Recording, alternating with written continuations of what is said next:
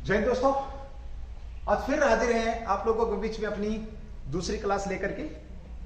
जैसा कि आप लोगों को पता है, कल से हमने उज्जवल परिवार की तरफ से आर्मी वालों के लिए एक विशेष क्लास की व्यवस्था करी है, जो कि आपकी फिलहाल हम इसको यूट्यूब पे डालते रहेंगे। बहुत जल्दी आप लोगों के बीच में ये लाइव भी आएगी। जैसा कि आप लोगों को पता है, कल जो हमारी क्लास थी जिसमें हमने जो स्टार्ट किया था वो पॉलिटी के ऊपर हमने इस क्लास को शुरू किया था, और उसी कड़ी में जो अगला जो टॉपिक है आज उसी से जुड़ा हुआ संविधान सभा का गठन। जिन लोगों ने ये क्लास नहीं देखी इससे पहले वाली क्लास, वो अपनी उस क्लास को देखेंगे, तभी आगे जाकर के आप लोगों को ये दूसरी क्लास समझ में आएगी। देखिए, कल बहुत से लोगों के कमेंट्स आए, बड़ा अच्छा लगा, और इसी प्रकार से आप अपना प्यार दिखाते रहेंगे तो हम और ज्यादा मोटिवेट होकर के आप लोगों के बीच में बने रहेंगे। हो सकता है यही क्लासों की संख्या एक से बढ़कर के 2 हो जाए। बहुत जल्द आप लोगों के बीच में आर्मी लेवल की जो हम यहाँ पर बात कर रहे हैं, आर्मी वालों के लिए जो क्लास डालने हैं, इसमें मैथ की क्लास, साइंस की क्लास, और भी जो हमसे बन पड़ेगा आप लोगों के बीच में हम ये क्लासें देते रहेंगे। तो चलिए, आज हम बात करेंगे, अपना जो टॉपिक है संविधान सभा का गठन। जैसा कि कल हम बात कर रहे थे कि भारत में संविधान सभा के गठन के लिए पहली बार जो माना गया था वो माना गया था 1940 में, जो आपका अगस्त प्रस्ताव आया था। 1940 के अंदर अगस्त प्रस्ताव आया था भारत के अंदर, और इस प्रस्ताव ने, इसी प्रस्ताव के द्वारा यह माना गया था कि भारत में एक संविधान सभा होनी चाहिए। हालांकि इसका विरोध किया गया था, अगस्त प्रस्ताव का विरोध हुआ था। मैं यहां पर ज्यादा कुछ नहीं बताऊंगा क्योंकि कल मैं बहुत कुछ इसके ऊपर बता चुका हूं। चलिए, इसके बाद बात करें, अगली जो इन्होंने कोशिश करी थी वो कोशिश थी 1942 में क्रिप्स मिशन भारत आया। सीधा सा क्वेश्चन पूछा जाता है आर्मी में कि क्रिप्स मिशन भारत कब आया, तो 1942 में आपका स्टैफर्ड क्रिप्स की अध्यक्षता में क्रिप्स मिशन भारत आया। लेकिन इस मिशन ने यहां पर आया था ये, और यहां पर जब इसने देखा कि मुस्लिम लीग ने यहां पर 2 संविधान सभाओं की मांग रखी थी, साथ ही इस मिशन के अंदर जो बात कही गई थी वो ये थी कि भाई भारत में संविधान सभा में भारत के अलावा भी कुछ लोग शामिल हो सकते हैं, और इस बात का विरोध किया गया भारत के नेताओं के द्वारा, और इसी वजह से क्रिप्स मिशन को वापस से भेज दिया गया या बुला लिया गया। ठीक इसके बाद वहां पर इंग्लैंड के अंदर पार्टी चेंज हुई है और क्लेमेंट एटली प्रधानमंत्री बने, और उन्होंने भारत में संविधान सभा के निर्माण के लिए कैबिनेट मिशन भारत भेजा। यहां देखो 2 चीजें निकल करके आती हैं। सिचुएशन मैं कल आप लोगों को बता चुका हूं कैसे क्रिएट थी वर्ल्ड वॉर के दौरान, कैसे इंग्लैंड मजबूर हुआ था, कैसे वो भारत को संविधान सभा बनाने की अनुमति दे रहा था या कोशिश कर रहा था। ये सारी बातें आप लोगों को कल बता चुका हूं।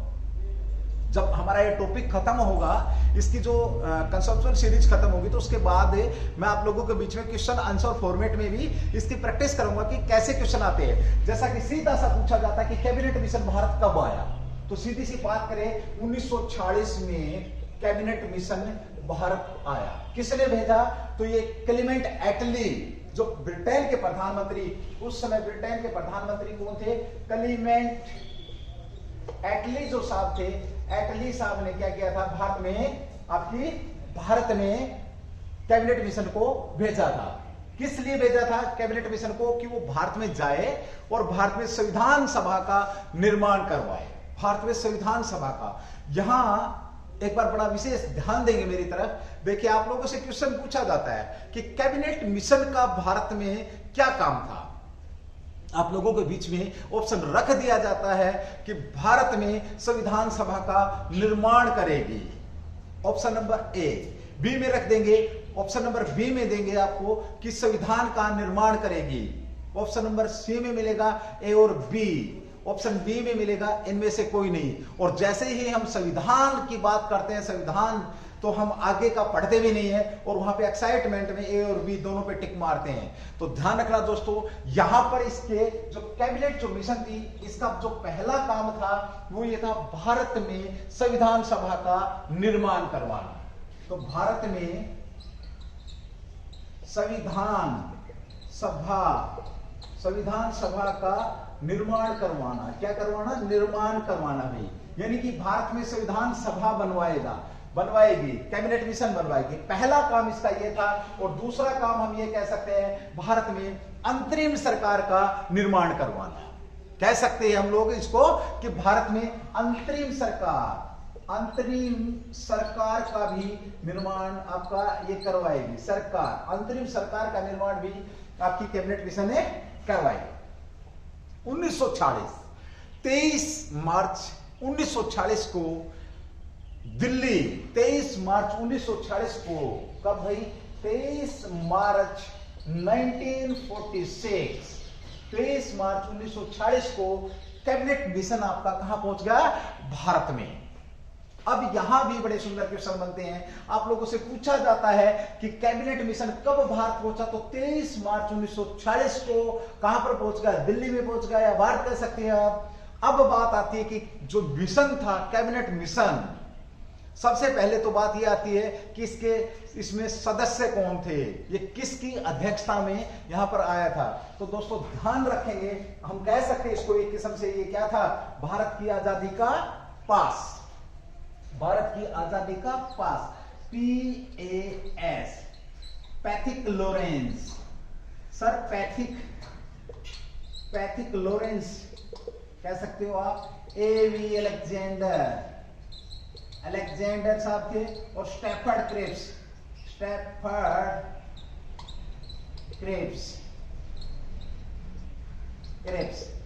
क्रिप्स।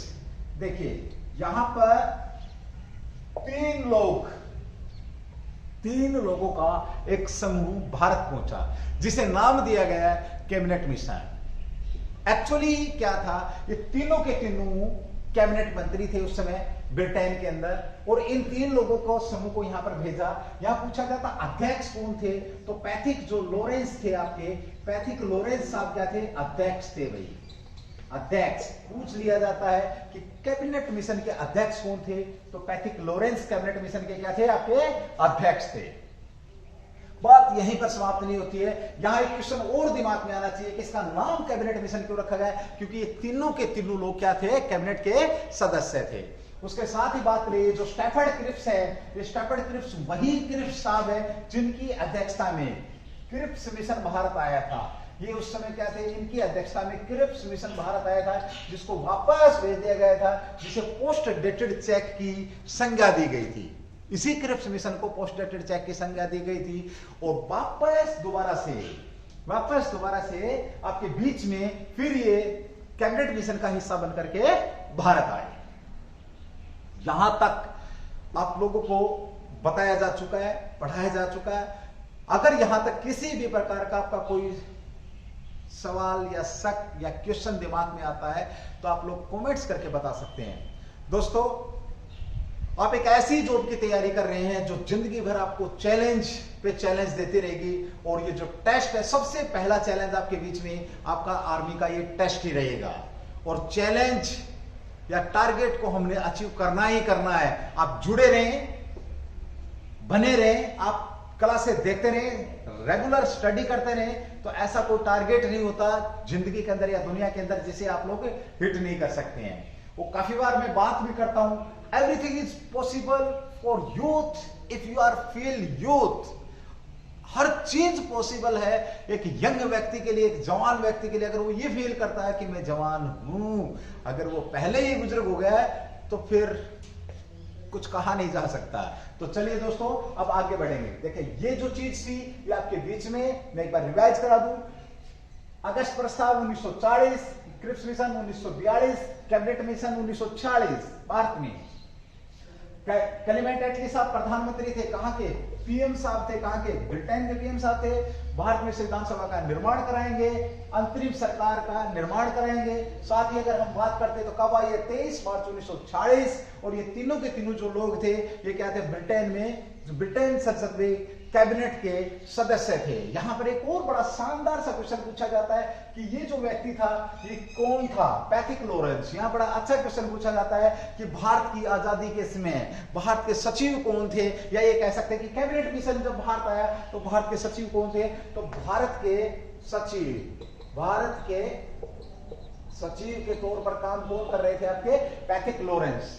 अब यहां पर एक चीज और आ जाएगी, हालांकि ये आपका आर्मी लेवल से बाहर है, बट फिर भी ये जरूरी है जानना आप लोगों के लिए कि भारत का सचिव का मतलब क्या है। देखिए, जब ब्रिटिश ईस्ट इंडिया कंपनी के जब हम अधीन थे, 1857 की क्रांति के बाद जब हम 1858 में ताज के अंदर आए, ताज के अंदर बोले तो हम सीधा ब्रिटिश संसद के नीचे आ गए, या कह सकते हैं डायरेक्ट जब अब जो काम चलेगा या सरकार रहेगी किसकी रहेगी? ब्रिटिश संसद के अधीन रहेगी।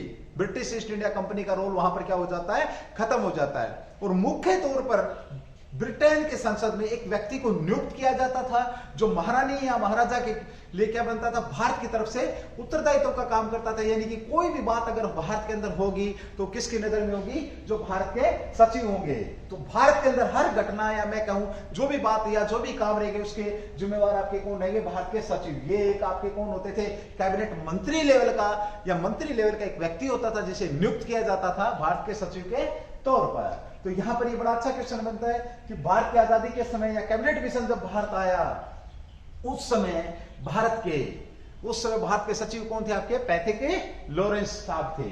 साथ में इनके पास ये वाणिज्य मंत्री थे और नेवल मंत्री थे। इन तीन लोगों ने मिलकर के ये इन्हें भेजा गया था कि भारत में संविधान सभा का क्या करेंगे? निर्माण करेंगे।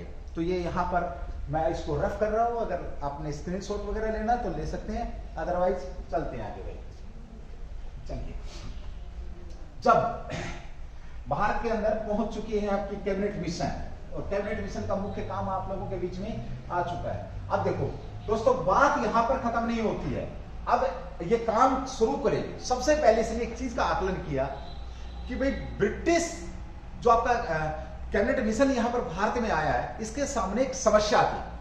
समस्या क्या थी कि मुस्लिम लीग ने, आपसे क्वेश्चन पूछा जाएगा कि किसके द्वारा 2 संविधान सभाओं की मांग रखी गई थी? इसके सामने 2 संविधान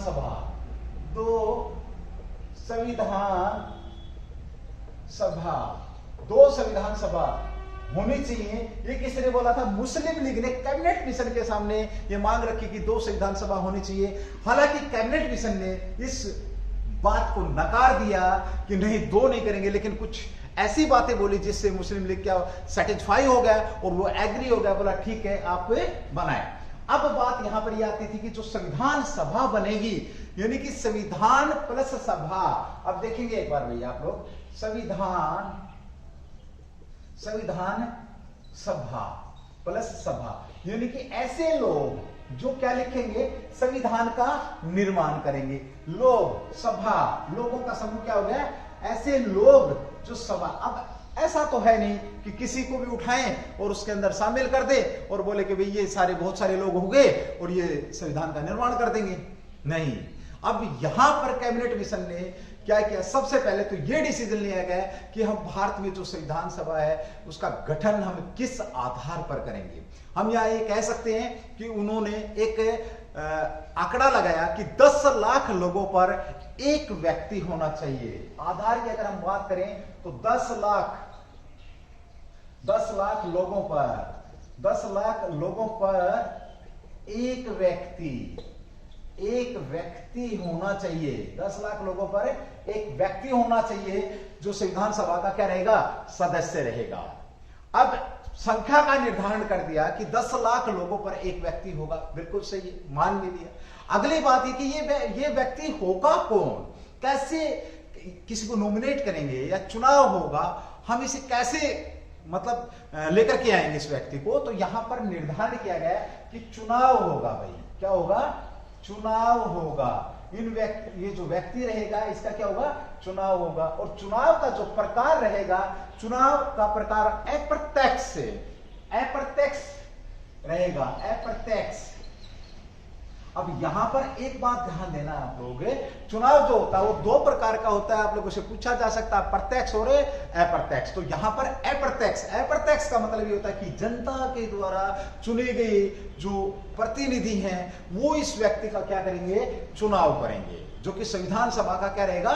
सदस्य रहेगा। अब यहां पर इन्होंने एक पद्धति भी अपनाई जो बहुत काम की है और काफी बार पूछी जाती है, एक कि संविधान सभा के सदस्य का चुनाव की प्रकार की बात करें तो अप्रत्यक्ष, और अगर यदि बात करें कि पद्धति क्या थी, तो पद्धति की अगर हम बात करते हैं तो यहां पर आपकी अप्रत्यक्ष चुनाव प्रणाली, एकल संक्रमणीय अनुपातिक मतदान प्रणाली, एकल संक्रमणीय अनुपातिक मतदान प्रणाली के द्वारा आपका ये चुनाव होगा। अब यहां पर देखो, अगर प्रकार की बात करें, संविधान सभा के सदस्य के लिए चुनाव का डिसीजन हुआ, तो चुनाव का जो डिसीजन हुआ वो ये हुआ कि अप्रत्यक्ष रूप से चुना जाएगा। पद्धति की बात करें तो सिंगल ट्रांसफरेबल वोट सिस्टम के तहत इन लोगों का क्या होगा, चुनाव होगा। अब यहां पर एक बहुत शानदार बात ये निकल करके आती है कि जो संविधान सभा है, इस संविधान सभा के चुनाव में कौन लोग हिस्सा लेंगे, यानी कि कौन व्यक्ति होंगे जो इन लोगों का चुनाव करेंगे। तो वहां पर आपकी बात आती है, ध्यान रखना, प्रांतीय जो स्टेट काउंसिल्स के जो सदस्य हैं वो इस चुनाव में भाग लेंगे। प्रांतीय, या ये कह सकते हैं प्रांतीय जो समिति, आप हिंदी में समझ मिल नहीं पा रहा, स्टेट काउंसिल्स के जो सदस्य रहेंगे वो लोग इसके अंदर भाग लेंगे, और उनकी संख्या, कुल संख्या है इनकी 1585। कितनी संख्या है? 1585। जो आपके स्टेट काउंसिल्स के जो सदस्य रहेंगे उनकी संख्या 1585 रहेगी, और ये 1585 लोग इसके अंदर भाग लेंगे। कितने लोग भाग लेंगे? 1585 भाई। अब कुल संख्या की हमने यहां पर बात करी, इन लोगों ने वोटिंग करी, और 10 लाख लोगों पर एक व्यक्ति। तो यहां पर क्वेश्चन बड़ा शानदार आता है कि संविधान सभा में कुल लोगों का, कितने लोगों का निर्धारण किया गया। उस समय हम कह सकते हैं कि भारत की जो जनसंख्या थी लगभग 40 करोड़ के आसपास थी। तो 40 करोड़ के आसपास थी, तो यहां पर ऑटो सिस्टम से आपका यहां पर लिया गया इन्होंने 389। पूछा जाता बड़ा शानदार क्वेश्चन कि मूल रूप से संविधान सभा में आगे, हालांकि स्वतंत्रता के बाद या 15 अगस्त 1947 के बाद इनकी संख्या कुछ कम हो जाएगी। क्यों? क्योंकि कुछ हिस्सा जो पाकिस्तान के रूप में हमसे अलग हुआ था वहां चले जाएंगे कुछ लोग, और कुछ यहां बचेंगे। तो हम यहां पर कह सकते हैं संविधान सभा के सदस्यों की संख्या कितनी निर्धारित की गई थी? 389। अब दोस्तों एक बार इसको रिवाइज करते हैं। यहाँ बहुत अच्छा देखिए, ये जो सीरीज आपकी संविधान सभा, कॉन्स्टिट्यूशन असेंबली या संविधान, बहुत ही महत्वपूर्ण आपके लिए मैटर करेगा। ये ना केवल आर्मी के लिए बल्कि आपके बहुत सारे एग्जामों में बहुत प्रकार से यहां पर ये क्वेश्चन पूछे जाते हैं। चलिए देखिए, संविधान सभा, 2 संविधान सभाओं की मांग किसने करी? तो मुस्लिम लीग के द्वारा, मुस्लिम लीग के द्वारा। किसके द्वारा मांग करी गई थी? मुस्लिम लीग के द्वारा। हालांकि कैबिनेट मिशन ने इसे क्या मना कर दिया था। उसके बाद संविधान सभा मतलब लोगों का समूह जो संविधान की रचना करेंगे, इन्होंने क्या किया कि 10 लाख लोगों पर किसने? कैबिनेट मिशन आए। तो कैबिनेट मिशन ने अपना प्रस्ताव या अपना प्रोग्राम जब जारी किया तो उन्होंने इसका निर्धारण किया कि 10 लाख लोगों पर एक व्यक्ति होगा, और उस समय संख्या लगभग 40 करोड़ थी। तो 389 लोगों का यहाँ पर निर्धारण होना था या चुनाव होना था, जो भी था 389। इन्होंने बोला कि 389 लोग होंगे जो संविधान का क्या करेंगे? संविधान लिखेंगे, संविधान की रचना करेंगे। उनकी तरफ से जो संविधान सभा रहेगी उसमें संख्या कितनी रहेगी? 389। चुनाव के प्रकार की बात करें तो अप्रत्यक्ष रूप से, अगर पद्धति की बात करें तो एकल संक्रमणीय अनुपातिक मतदान प्रणाली या सिंगल ट्रांसफरेबल वोट सिस्टम, और इसमें जो प्रांतीय आपके जो काउंसिल्स थी, जो आपके स्टेट काउंसिल्स हैं, उन स्टेट काउंसिल्स के सदस्य थे, उन्होंने इनका चुनाव किया था। उनकी संख्या थी आपकी वो 1585 लोगों ने। यहां पूछा जाता है कि संविधान सभा के सदस्यों के चुनाव में कितने लोगों ने भाग लिया था? तो 1585। यहां तक अगर आप लोगों को किसी प्रकार का कोई शक है तो आप क्वेश्चन डाल सकते हैं कमेंट्स में। मैं पक्का 100% जैसे भी एज पर पॉसिबल होगा आप लोगों को सेटिस्फाई करने की कोशिश करूंगा। तो चलिए मेरे होने वाले फौजी दोस्तों, फिर आगे बढ़ते हैं। मेरे पुलिस वालों भाई आगे बढ़ते हैं। अगर स्क्रीन लेना है तो स्क्रीनशॉट ले सकते हैं, अदरवाइज मैं इसको रफ कर रहा हूं। चलिए भाई, ओके, यहां पर संविधान सभा के सदस्यों की संख्या का निर्धारण हो चुका है। यहाँ पर कैबिनेट मिशन ने अपना प्रोग्राम जारी कर दिया, और कैबिनेट मिशन ने अपना प्रोग्राम जब जारी किया तो उसके अनुसार संविधान सभा के जो सदस्य हैं उनकी संख्या कितनी होगी ये उन्होंने क्लियर बताया भाई। तो संख्या की अगर हम बात करते हैं तो 389, संख्या 389 संविधान सभा के सदस्यों की संख्या। यहां से बड़े शानदार और सुंदर से क्वेश्चन बनते हैं जो आपके बीच में रहते हैं और आप पढ़ने के बाद भी उसका जवाब नहीं दे पाते। होते बिल्कुल सिंपल हैं, लेकिन बस थोड़ा सा दिमाग लगाने की जरूरत होती है मित्रों। तो चलिए देखते हैं भाई 389 यहां पर उन्होंने क्या क्या दो कैटेगरी, यहां पर डिवाइडेशन किया, उन्होंने संख्या का डिवाइडेशन किया। और सीधा सा यहां पर हम बात करें, यहां क्वेश्चन ये पूछा जाता है कि इनमें से सीधी सी बात अगर बात करेगा, क्वेश्चन करेगा तो पूछेगा संविधान सभा में कितने सदस्यों का चुनाव हुआ था, कितने सदस्यों का चुनाव हुआ था, यानी कि निर्वाचित सीटें कितनी थी। तो निर्वाचित सीटें, निर्वाचित या चुनी गई निर्वाचित सीटें या जो चुनी गई जो सीटें हैं उनकी संख्या कितनी है 296। यहां पर दोस्तों ध्यान देंगे, आप लोगों से एक क्वेश्चन और पूछा जाता है कई बार कि ब्रिटिश भारत की सीटें, यहां पर इन्होंने जब डिवाइडेशन दिया तो एक आपका ब्रिटिश भारत था, यानी कि ब्रिटिश भारत की अगर मैं बात करूं यहां पर तो ऐसा भारत जिसके ऊपर सीधा ब्रिटेन का शासन था, तो उसको आप कह सकते हैं ब्रिटिश भारत। और एक ऐसा इलाका भी था, एक ऐसा क्षेत्र भी था जिसके ऊपर हमारे देशी रियासतों का, जिसके ऊपर देशी रियासतों का कब्जा था, या कह सकते हैं उनका शासन था या उनका राज, जो भी आप समझे। तो उसको दो भागों में इन्होंने लिया। यहां पर 93 सीटें देशी रियासतों के लिए, रियासतों या रजवाड़ों के लिए रखा गया। यहां पर एक रिजर्वेशन दिया गया कि भाई जो देशी रियासतें हैं उनसे 93 लोग चुन करके आएंगे, या ये कह सकते हैं कि वहां पर तो चुनाव होना नहीं है, और उसका जो नॉमिनेट एक किस्म से नॉमिनेट करेगा, कौन नॉमिनेट करेगा, जो देशी रियासत का राजा या जो भी जागीरदार होगा या जो भी होगा देशी रियासत का अध्यक्ष होगा, वही किसी व्यक्ति को या खुद भी संविधान सभा में आ सकता। तो 93 सीटें देशी रियासतों के लिए और 296 जो सीटें थी ब्रिटिश भारत। यहां बड़ा शानदार क्वेश्चन में फर्स्ट मत दाना, ब्रिटिश भारत की सीटें पूछे, ब्रिटिश भारत की कितनी सीटें संविधान सभा में निर्धारित की गई थी। सीधा सा क्वेश्चन पूछेगा। जब ब्रिटिश भारत की बात आती है तो ब्रिटिश भारत में आपके 11 प्रांत थे। कितने थे? 11 प्रांत और 4 कमिश्नरियां या इसको इस चीज से समझ सकते हैं आप लोग, 4 यूटी भी कह सकते हैं या मुख्य आयुक्त का शासन क्षेत्र भी कह सकते हैं इसे। 4 कमिश्नरियां और 11 आपके स्टेट थे। इन सब से मिलकर के क्या बना आपका ब्रिटिश भारत। और यहां पर इन्होंने ब्रिटिश भारत के लिए जो सीटें दी वो कितनी 296। और अगर ये पूछा जाता चुनी गई सीटें, तो चुनी गई सीटें कितनी होगी आपकी 296। यहीं पर एक क्वेश्चन और आता है कि ब्रिटिश प्रांतों से कितनी सीटों पर चुनाव हुआ था।